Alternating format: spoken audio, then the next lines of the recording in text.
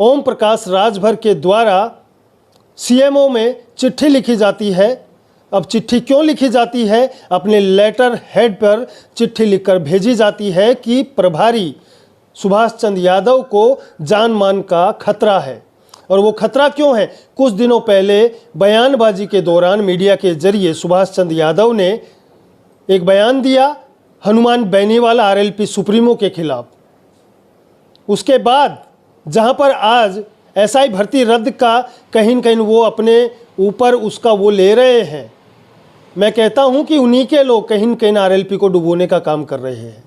कुछ ऐसे तथ्य जो उनके कार्यकर्ता आरएलपी का नाम लेकर सुभाष चंद्र यादव, जो कि सुहेलदेव भारतीय समाज पार्टी के प्रदेश प्रभारी है राजस्थान के और राष्ट्रीय प्रवक्ता है, उनको मारने की धमकी दी जाती है। और उनके द्वारा जब लेटर जारी किया जाता है सीएमओ में, भजनलाल सरकार से गुहार लगाई जाती है कि मेरी जान मान को खतरा है, मगर अभी तक उस लेटर का जवाब मुख्यमंत्री भजनलाल शर्मा या उनके डिपार्टमेंट ने नहीं दिया है।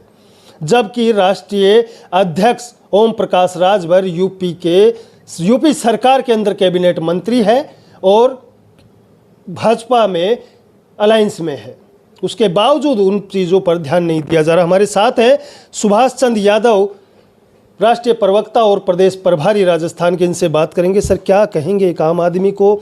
जैसे आपकी मैंने जो चिट्ठी देखी उसके बाद तो मुझे लग रहा है कि एक आम आदमी के जीवन को तो कुछ महत्व ही नहीं दिया जा सकता। देखिए, ऐसा नहीं है कि आम आदमी के जीवन को महत्व नहीं दिया जा सकता।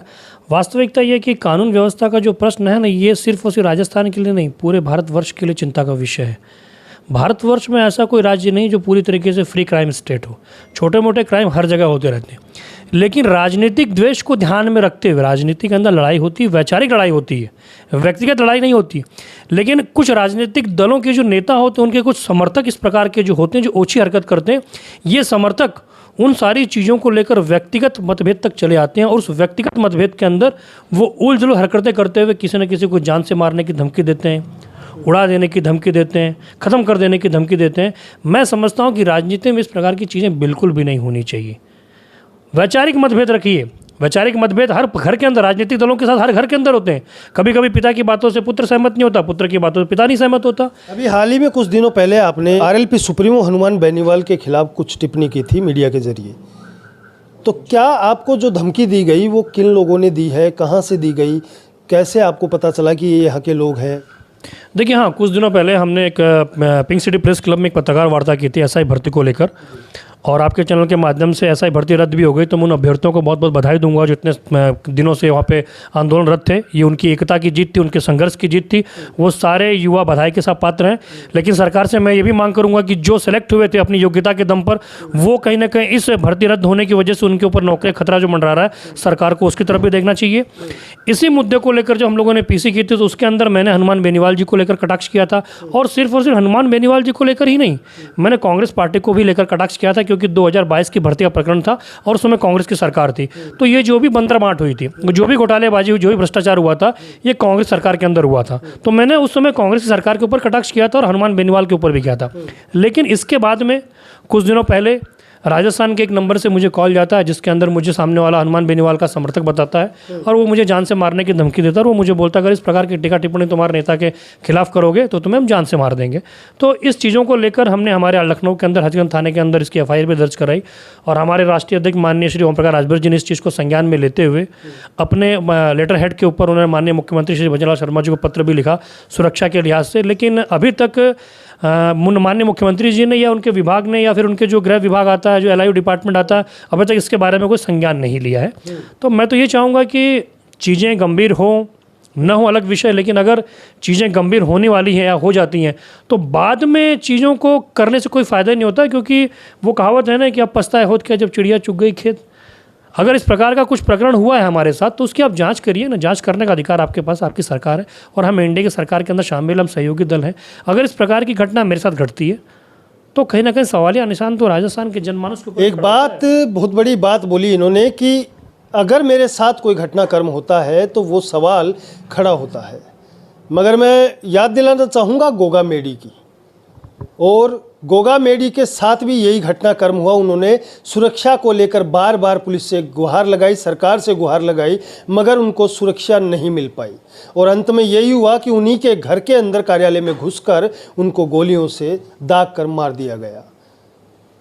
अब बात करें इनकी, तो मैं कह दूं कि सुहेलदेव भारतीय समाज पार्टी यूपी के अंदर भाजपा से अलायंस में है और सुहेलदेव भारतीय समाज पार्टी के वहाँ पर कांग्रेस का नामो निशान नहीं है, जहाँ पर 6 विधायक और एक एमएलसी इनके ऑलरेडी वहाँ यूपी सरकार के अंदर है। सबसे बड़ी बात, और उनके राष्ट्रीय प्रवक्ता और प्रदेश प्रभारी राजस्थान के, उनके साथ अगर इस तरीके की घटनाक्रम हो रही है तो उस लेटर को जो कैबिनेट मंत्री है यूपी सरकार में, भाजपा सरकार के अंदर, उन्हीं के मंत्री को उस लेटर का अनसुना या अनकहा या अनदेखा अगर भाजपा सरकार खुद कर रही है तो सोचिए कि आने वाले समय में अगर सुरक्षा में इनके कोई चूक हो जाती है तो क्या भजनलाल सरकार उस चूक को खुद अपने ऊपर लेने को तैयार है? क्योंकि आज तो एक लेटर के जरिए मांगा है। हनुमान बेनीवाल के समर्थक ना जाने कितने लोगों को धमकियां दे चुके हैं, यह आप लोगों ने भी कई बार देखा होगा। तो सर क्या कहेंगे, क्या लग रहा है आपको कि आपकी सरकार के लोग कर पाएंगे ये सुविधा आप लोगों के लिए? देखिए, सुविधा देना ना देना सरकार का हाथ है, सुरक्षा की समीक्षा करेंगे। हमारे साथ में अगर कोई अप्रिय घटना घटती है तो हम तो आपके चैनल के माध्यम से सीधे से सरकार को दोषी मानेंगे। इसके अंदर पूरी तरीके से राज्य सरकार की जो है, भजनलाल शर्मा की सरकार, ये पूरी तरीके से दोषी रहेगी। तो ये सारा जो फेलियर होगा ये भजनलाल शर्मा जी का होगा, उनके एलआईयू डिपार्टमेंट का, उनके पुलिस विभाग का होगा, उनके खुफिया विभाग का होगा। सुहेलदेव भारतीय समाज पार्टी भारतीय जनता पार्टी का एक सहयोगी दल है, एनडीए का एक अहम हिस्सा है और इस बात की स्वीकारोक्ति हमारे देश के यशस्वी प्रधानमंत्री आदरणीय नरेंद्र मोदी जी भी कर चुके हैं। इस देश के यशस्वी गृह मंत्री आदरणीय श्री अमित शाह जी भी कर चुके हैं कि हमारी पार्टी की और हमारे नेता की क्या अहमियत है। और सुहेलदेव भारतीय समाज पार्टी एनडीए एक अहम सहयोगी दल होने के बावजूद भी कहीं ना कहीं भारतीय जनता पार्टी का सहयोग करता ही रहता है, चाहे उत्तर प्रदेश हो, चाहे बिहार हो, महाराष्ट्र हो, और अब राजस्थान के अंदर सहयोग करने के उद्देश्य से आए हैं। तो हम हमारा दल लेके आए राजनीति करने के लिए, पर इसका मतलब ये नहीं कि भारतीय जनता पार्टी का अगर हमारा सहयोगी दल उत्तर प्रदेश के अंदर है तो हमको राजस्थान के अंदर नकार दें। तो कल को हम ये बात हम भी बोल सकते हैं ना उनके अंदर कि भैया हमारा गठबंधन आपके साथ में उत्तर प्रदेश में, बिहार के अंदर हम आपको नकार देंगे। तो कहीं ना कहीं भारतीय जनता पार्टी की सरकार को यहाँ पे सोचना चाहिए। सिर्फ मेरी सुरक्षा से जुड़ा मसला नहीं है, हमारा दल आज राजस्थान के अंदर शुरुआती दौर से गुजर रहा है। कल को हमारा दल जो बड़े स्तर पर बढ़ेगा, हमारे प्रदेश अध्यक्ष जी हैं, हमारे और भी नेता हैं, कहीं ना कहीं आने वाले समय में ये भी किसी न किसी के निशाने पर आएंगे, तो इसकी रिस्पॉन्सिबिलिटी कौन लेगा? मेरे जैसा राष्ट्रीय प्रवक्ता जो आए दिन टीवी चैनलों के ऊपर, नेशनल चैनलों के ऊपर बैठकर भारतीय जनता पार्टी, हमारी पार्टी का गुणगान करता रहता है, हमारी पार्टी के साथ साथ एनडीए की जो कल्याणकारी योजनाएं हैं, गरीबों के फायदे में पहुंचाने वाली योजनाएं, उनको लेकर हम डंका पीटते रहते हैं। और हमारे साथ जिस प्रकार की अगर धमकियां हो रही हैं और उस धमकी देने वाले को पकड़ना तो बहुत दूर की बात है। हमारे नेता, हमारे पिछड़ों के मसीहा माननीय ओम प्रकाश राजभर जी, जो कि उत्तर प्रदेश सरकार में कैबिनेट मंत्री, उनका दिया हुआ पत्र जो कि डिस्पैच हुआ उत्तर प्रदेश गवर्नमेंट से, उस पत्र को भी अगर ये सरकार संज्ञान में नहीं ले रही है तो कहीं ना कहीं ये सवालिया निशान जरूर खड़ा होता है कि भजनलाल शर्मा जी की सरकार आम जनमानस को सुरक्षा किस प्रकार उपलब्ध कराएगी। ये बहुत बड़ा प्रश्न है। ये थे हमारे साथ सुहेलदेव भारतीय समाज पार्टी के राष्ट्रीय प्रवक्ता और राजस्थान के प्रदेश प्रभारी, जो कि सुहेलदेव भारतीय समाज पार्टी यहाँ पर कहें कि राजस्थान में अपने पैरों को पसार चुकी है और अपने संगठन को मजबूत कर रही है और लगातार संगठन मजबूती से आगे बढ़ रहा है। अब बात आती है, सवाल ये कि कहीं न कहीं जब मीडिया के जरिए वार्तालाप होती है या एक दूसरे के ऊपर आरोप और प्रत्यारोप लगाए जाते हैं, तो मगर यहाँ पर चर्चा में रहने वाले हनुमान बेनीवाल और उनके समर्थन, जो कि कई बार गाली गलौज भी कर चुके हैं कई लोगों को, उनके द्वारा राष्ट्रीय प्रवक्ता और प्रदेश प्रभारी को गालियाँ दी जाती है, धमकी दी जाती है। मैं इसी पे एक सवाल और मैं आपको बोलना चाहूँगा। इसी बहुत अच्छी बात प्रकरण आपने बोली कि हनुमान बेनीवाल का जिक्र किया। अभी एसआई भर्ती प्रकरण जो वो आपने देखा भी, लेकिन उसी दौरान आपने देखा होगा एक राष्ट्रीय कोई चैनल है जिस चैनल के ऊपर फ़ोनों से उन्होंने हनुमान बेनीवाल जी को और कृषि मंत्री राजस्थान सरकार किरोड़ीलाल मीणा जी को भी जोड़ा। उसके अंदर आप देखिए हनुमान बेनीवाल की भाषा क्या थी।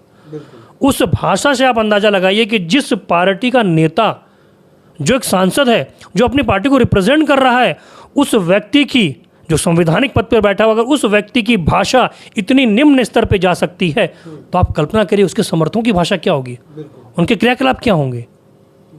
ऐसे लोगों को तो सलाखों के पीछे होना चाहिए। एक चीज़ और पूछना चाहूँगा, एसआई भर्ती को लेकर तमाम लोग यहाँ पर पीछे पड़े रहे। बाद में आए हनुमान बेनीवाल, जबकि उससे पहले की मैं बात करूँ तो डॉक्टर किरोड़ी लाल मीणा विपक्ष में होते हुए उन्होंने काफ़ी लाठियाँ खाई है, डंडे खाए हैं और लोगों के लिए आवाज़ उठाई है। तो आप किसको श्रेय देना चाहोगे इसका कि वास्तव में किरोड़ी लाल मीणा की जीत है या हनुमान बेनीवाल? देखिए, मैं इसके अंदर तो सबसे पहले अगर श्रेय देने की बात आएगी तो सबसे पहले मैं उन अभ्यर्थियों को श्रेय दूंगा जो 3-3.5 महीनों से लगातार उस धरना स्थल पे धरनारत थे अपनी मांगों को लेकर। तो सबसे ज़्यादा श्रेय अगर किसी को जाना चाहिए तो उन अभ्यर्थियों को जाना चाहिए, उन छात्रों को जाना चाहिए, क्योंकि उनके कठिन परिश्रम उनकी तपस्या से हुआ है। और जहाँ तक दोनों नेताओं की बात आती है तो मैं समझता हूँ कि इसके अंदर किरोड़ी लाल मीणा जी को श्रेय देना चाहिए, क्योंकि जब भर्ती प्रक्रिया 2022 की थी उस समय से लेकर ये उसके अगेंस्ट चल रहे थे। उस समय हनुमान बेनीवाल नागौर के किसी बिल में जाके छुप कर बैठा हुआ था, दुबक कर बैठा हुआ था, क्योंकि उस समय उसको कांग्रेस की जरूरत थी। तो आज आके जो अपनी राजनीतिक रोटियां सेक रहा है तो उसको अपने गिरेबान में झांक कर देख लेना चाहिए। इसका श्रेय किसको जाना चाहिए? किरोड़ी लाल मीणा जी को। किरोड़ी लाल मीणा जी, जाहिर सी बात है कि उन्होंने आंदोलन नहीं किया, लेकिन आंदोलन न करने की वजह भी होती है। कभी कभी क्या होता है कि हम सरकार में रहते हैं और हम जानते भी हैं कुछ चीज़ें गलत हो रही है, लेकिन हमको हमारे सुप्रीमो का, हमारे राष्ट्रीय नेतृत्व का आदेश भी मानना पड़ता है। तो कभी कभी हमको साइलेंट भी बैठना पड़ता है, पर इसका मतलब ये नहीं कि हम गलत को गलत कहने की हिम्मत नहीं रखते। तो किरोड़ी लाल मीणा जी ने जो संघर्ष किया, वास्तव में अगर देखा जाए तो इसका पूरा श्रेय अभ्यर्थियों के साथ साथ किरोड़ी लाल मीणा जी को जाना चाहिए। ये बिल्कुल सत्य बात है। तो लगातार बने रहें और देखते रहें, क्योंकि Subhash Bairwa the pink city news के साथ हमेशा एक सच्चाई के साथ आपको खबरें दिखाता है। क्या मुख्यमंत्री भजनलाल शर्मा अपने ही पार्टी के कैबिनेट मंत्री के लेटर पर संज्ञान लेंगे? और क्या सुहेलदेव भारतीय समाज पार्टी के राष्ट्रीय प्रवक्ता और प्रदेश प्रभारी सुभाष चंद्र यादव को सुरक्षा मुहैया हो पाएगी? अगर आने वाले समय में इनके साथ कोई घटनाक्रम होता है तो इन्होंने साफ कह दिया है कि ये भजनलाल सरकार की चूक होगी, जो कि इन्होंने अपने जरिए हमें बताया है। देखते रहे द पिंक सिटी न्यूज़ के साथ सुभाष बैरवा, जयपुर।